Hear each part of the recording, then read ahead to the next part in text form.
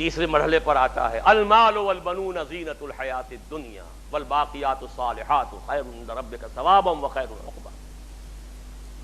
یہ دنیا مال اور یہ مال و دولت دنیا، یہ رشتہ و پیوند، بتان وہم و گما، لا الہ الا اللہ، لیکن یہ کہ اسی کی زیبائش آرائش، اسی کی محبت، اسی کی سوچ، دن رات فکر ہے تو انہی کی ہے. المال والبنون زینۃ الحیات الدنیا.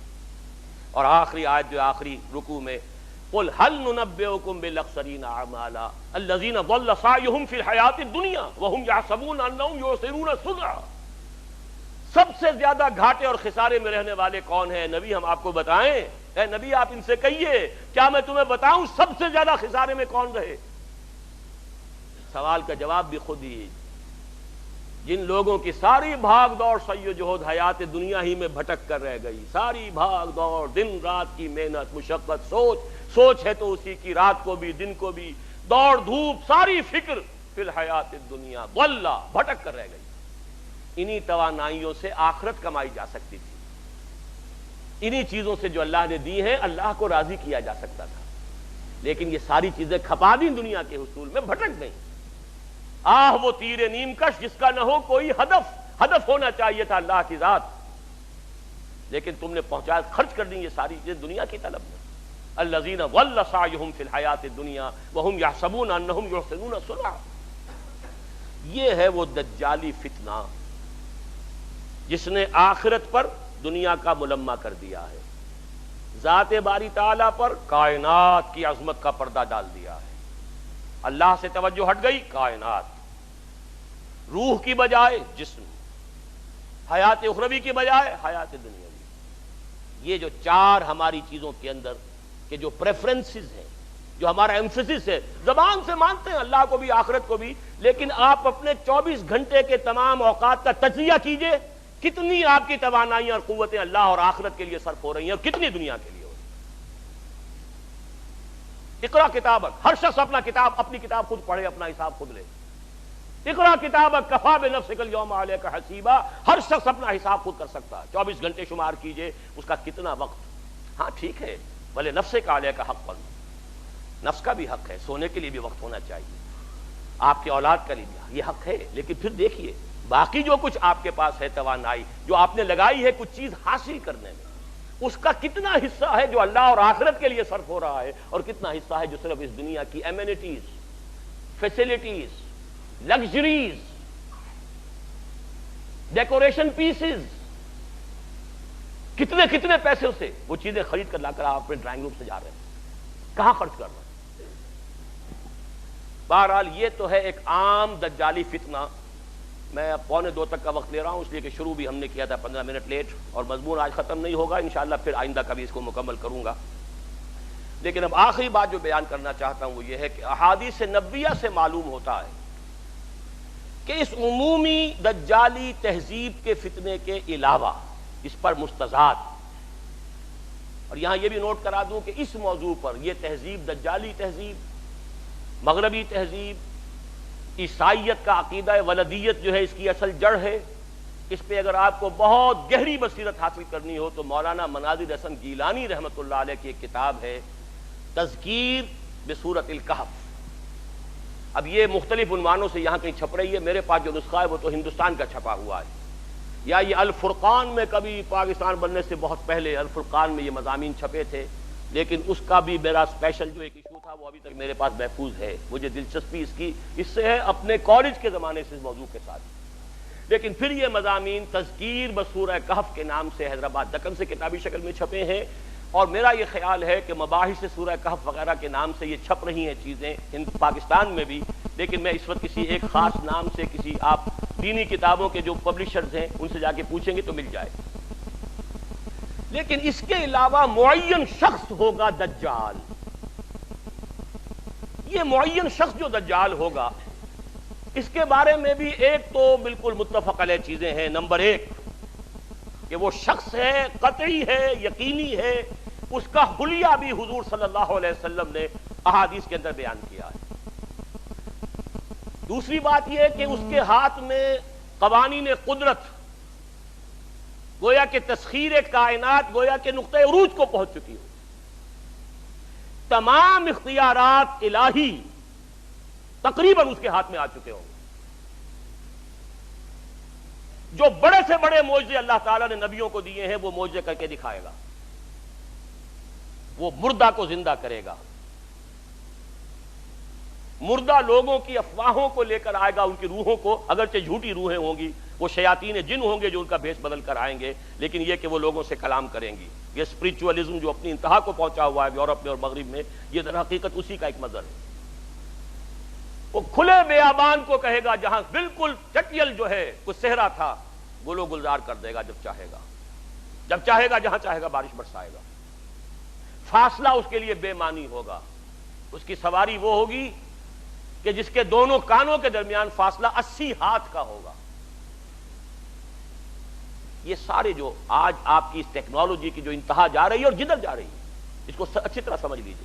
آج سے 100 سال پہلے شاید انسان ان چیزوں کا تصور نہ کر سکتا. کوئی سواری ایسی بھی ہو سکتی ہے جس کے دو کانوں کے درمیان کا فاصلہ جو ہے وہ 80 ہاتھ کا ہو. آپ کے یہ سارے جیٹس جو ہیں وہ کیا ہیں؟ ان کے رڈارز جو لگے ہوئے ہیں، دونوں کان ہیں ان کے. اس کا ایک قدم اگر مدینے میں ہوگا تو دوسرا بیت المقدس میں ہوگا.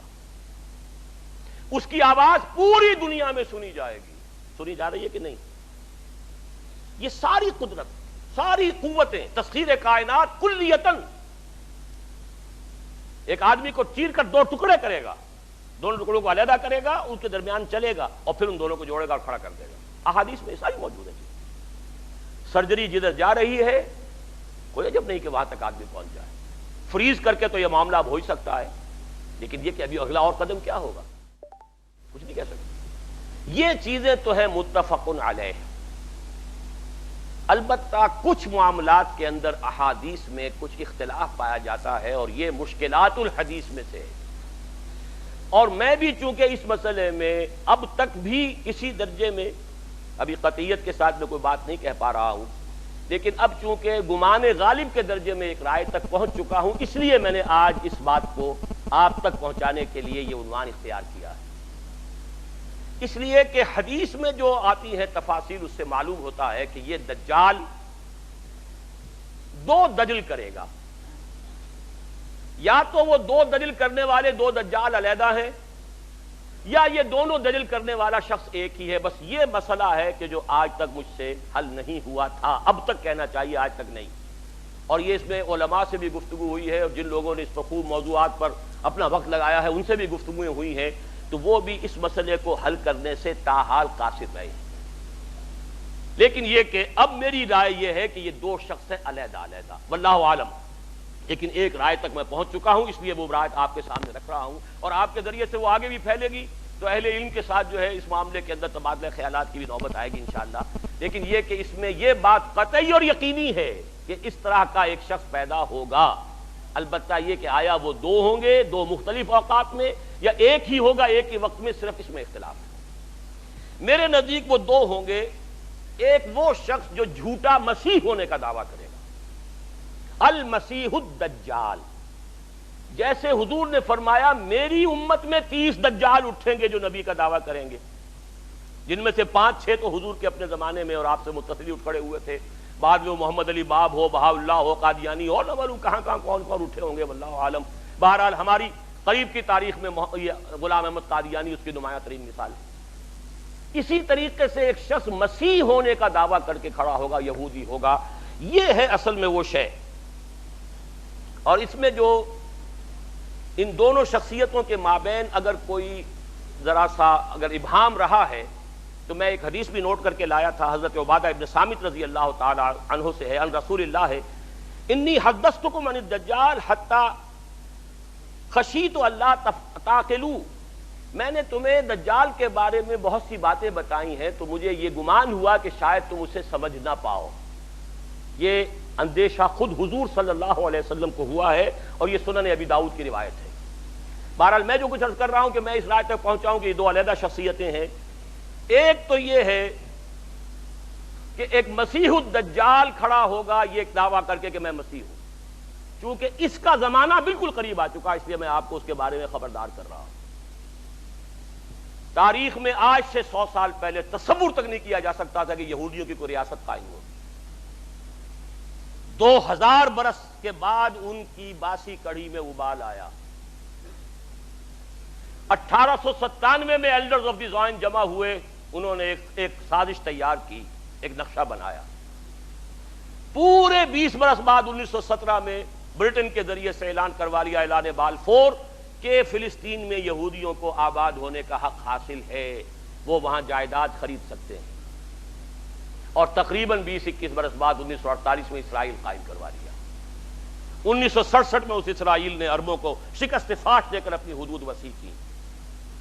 اس وقت سے لے کر اب تک، یا اب سے 3 سال پہلے تک، کوئی مسلمان ملک، سب سے پہلے صرف غداری کی تھی مصر نے کہ صلح کر لی تھی اور تمام عربوں نے اور مسلمانوں نے بائیکاٹ کیا اس کا، لیکن یہ کہ اب سارا عالم عرب اسرائیل کے سامنے جھک چکا ہے۔ گلف وار کے بعد اب کسی عرب ملک میں کہیں ریزسٹنس کی کوئی صلاحیت اور طاقت موجود نہیں۔ کیوں لگا ہوا ہے؟ اس کو تسلیم کرنے کے لیے، اور وہ خود اب اسرائیل کو تسلیم بھی کر رہے ہیں، اور عملاً تو کر چکے۔ اس کے ساتھ تعاون شروع ہو رہا ہے، اس کے ساتھ ٹریڈ شروع ہو رہی ہے، اس کے ساتھ سارے تعلقات شروع ہو رہے ہیں۔ رفتہ رفتہ وہ معاملہ آ گیا کہ عالم عرب اس کے قبضے میں آ چکا ہے۔ یہ بات میں تفصیل سے بیان کر چکا ہوں اپنی تقریر میں جو پچھلے جمعے کو میں نے کی ہے، جو ہمارا سالانہ اجتماع تھا لاہور میں۔